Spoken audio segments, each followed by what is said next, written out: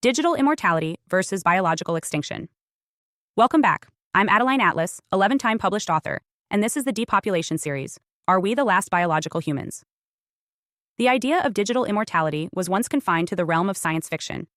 But as technology evolves, what seemed unthinkable is becoming not only possible, but actively pursued. In this video, we're going to explore one of the most controversial crossroads of our time. What happens when human life can be preserved not in bodies, but in code? What if our thoughts, memories, personalities, and one day, even consciousness, can be uploaded, simulated, and stored? And if that's the future, then what happens to biology? Does the body become irrelevant? And most critically, if humanity survives through digital means, is that really survival? Or is it a slow-motion extinction hidden behind innovation? This is the central paradox of digital immortality. It promises to preserve us while simultaneously replacing us. It tells us we can live forever, but only if we stop being human in the way we've always understood it.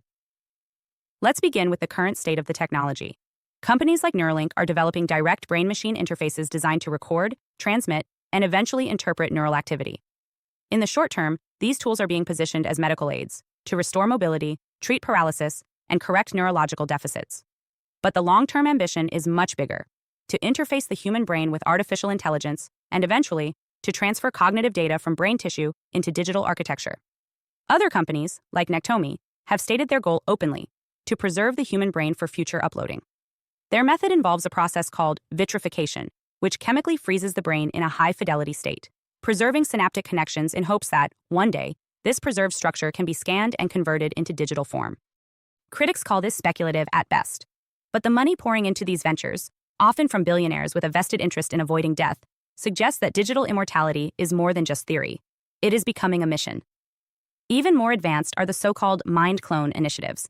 These programs don't require a preserved brain. Instead, they use massive amounts of behavioral data: your texts, emails, photos, recordings, biometric patterns, even your tone of voice and facial expressions, to train AI models that simulate your personality. The result is a digital version of you that can answer questions, have conversations, and appear to think and feel the way you do. These replicas are already being tested as grief therapy bots, digital legacies for the deceased, and even companions for the living. And then there's the most speculative layer: consciousness transfer. The idea here is not just to replicate a person's behavior, but to upload the actual mind, the I, into a digital system. This is often framed as the holy grail of transhumanism. It assumes that the self is entirely encoded in the brain's information patterns, and that once those patterns are transferred, the individual survives. That assumption is deeply contested. Philosophers, neuroscientists, and theologians have all raised doubts. If you scan and copy your brain, is that copy you, or just a simulation of you? Does continuity of identity survive the transfer? Or is it just a digital echo? These aren't academic questions. They are at the core of the transformation we're witnessing. Because if digital versions of ourselves are convincing enough, if they can laugh, cry, remember, and even grieve, then society may begin to treat them as real. And once that shift happens, the need for biological humans begins to erode.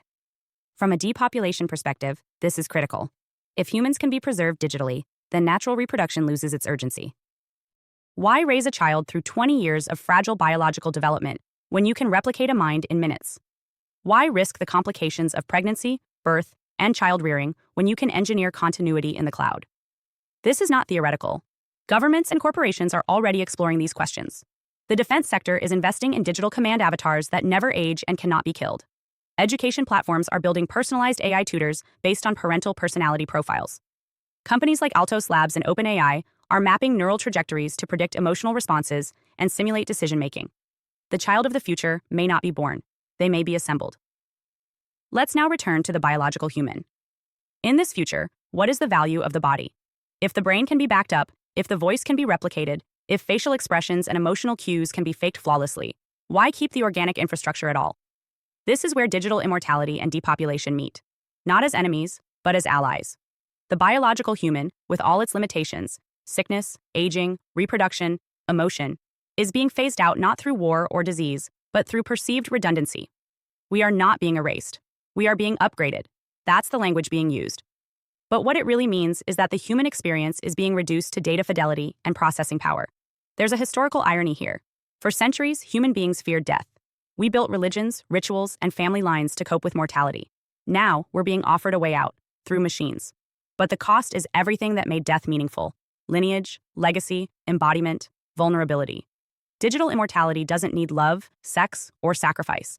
It doesn't require parenting. It doesn't rely on generational wisdom. It is a cold, clean version of forever. And it is fundamentally incompatible with the messy, physical, unpredictable nature of human life. Let's talk about ethics. Who owns your mind once it's uploaded?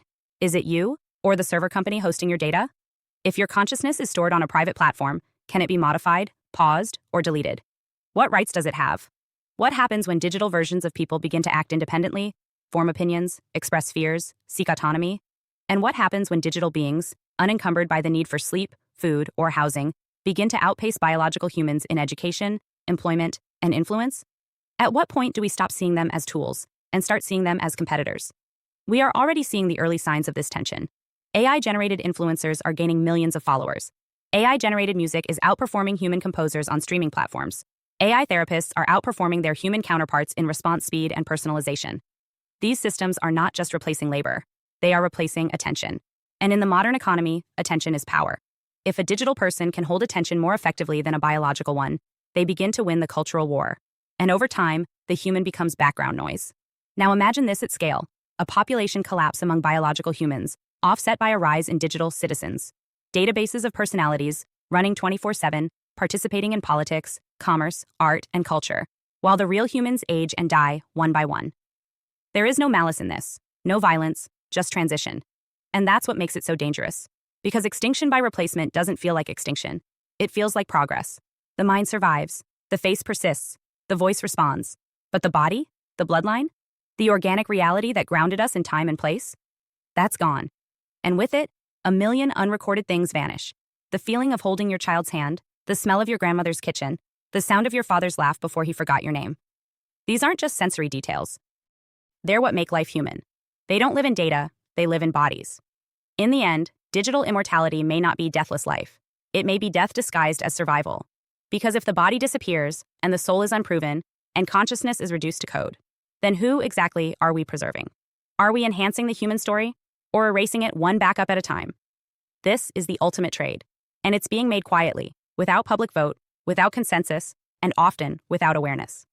While most of the world struggles with housing, income, and meaning, the elite class is building a version of forever that doesn't include the rest of us. Their continuity is not generational, it's technological. So we must ask, is this evolution or extinction in disguise? Because if the end goal is to discard the body, erase natural reproduction, and preserve consciousness in a server farm, then what we're looking at is not a future of humans who live forever. It's a future of humanity that never lived at all. Hi, I am Adeline Atlas, 11 times published author, and SOS, School of Soul has a brand new series, the AI and Future Technology series. Look, you know the world is changing, and no, it's not going back to normal. Normal is over, and what's coming next is beyond anything we were prepared for. The School of Soul, AI and Future Technology series includes 319 videos on 1. The Download Society, How Data Has Replaced Destiny. 2. Predictive Future. Your next moves aren't random, they're forecasted. 3. Social Credit Systems. The behavioral economy now governs access. 4. Hive Mind. Synthetic telepathy and collective algorithmic control. 5. Nanobots inside you. Medical, military, and programmable intrusions. 6. Grief Tech. AI-fueled digital resurrection and simulated comfort. 7. Uploading your mind, consciousness transfer, and data-based identity. 8. Deep fakes plus AI clones, the replication of reality and identity theft. 9. Quantum humans, the merger of biology with quantum systems. 10. Digital afterlife, where your data goes when you die. 11. Resurrection science, reviving life through synthetic methods. 12. Immortal science, the end of death as we know it. 13. Longevity science, gene editing, anti-aging, and bio-upgrades. 14. Designer babies, engineered perfection before birth. 15. Artificial wombs, birth decoupled from the female body. 16. 3D printing, printing organs, limbs, and even humans. 17. The humanoid era, the rise of synthetic beings among us. 18. Legacy humans, the slow phase-out of unmodified analog people. 19. Smart cities, algorithmic environments that watch and decide. 20. Cloud-based societies, citizenship without borders or bodies. 21. Hackable humans, emotion, memory, and behavior under code. 22. Biometric scanning, your body is your password and your prison. 23. Sex tech, intimacy reprogrammed by machines. 24. Extinction of gender, fluidity, deletion, and design of identity. Every topic is fully explored with real-world technologies, patents, case studies, ethical analysis, and future forecasts. These aren't someday discussions. This is already happening. Join the SOS School of Soul Vault to overstand the future before it's implemented on you.